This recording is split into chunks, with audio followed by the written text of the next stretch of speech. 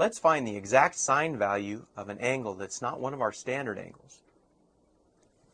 We're going to use 105 degrees equal to 135 degrees minus 30 to find the exact value of the sine of 105 degrees.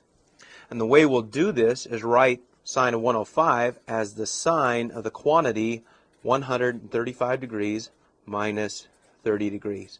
Now the 135 and the 30 are more standard angles as opposed to the 105. And this obviously sets up well for the difference formula for sine.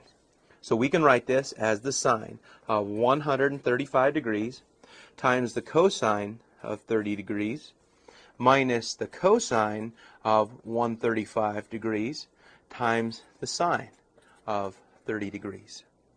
Now we're going to use our reference triangles. Note that 135 is in quadrant 2, and we have a reference angle of 45 degrees. We're going to use that for a couple of our values. And we have our 30-degree angle, which is in quadrant 1. So we have our standard triangles that we can use.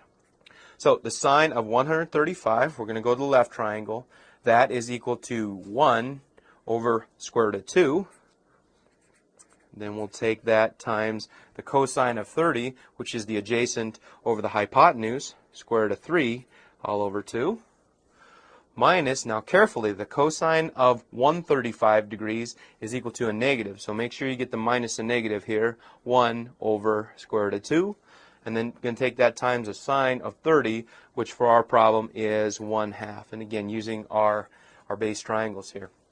So let's simplify now. Once we rationalize this, we're going to end up with the square root of 6 all over 2 plus the square root of 2 all over 4. I'm going to give it some space there. So square root of 4, this is 4 right here. We have square root of 4. Once we add those through, we end up with the square root of 6 plus the square root of 2 all over 4. And this is the exact value for the sine of 105 degrees.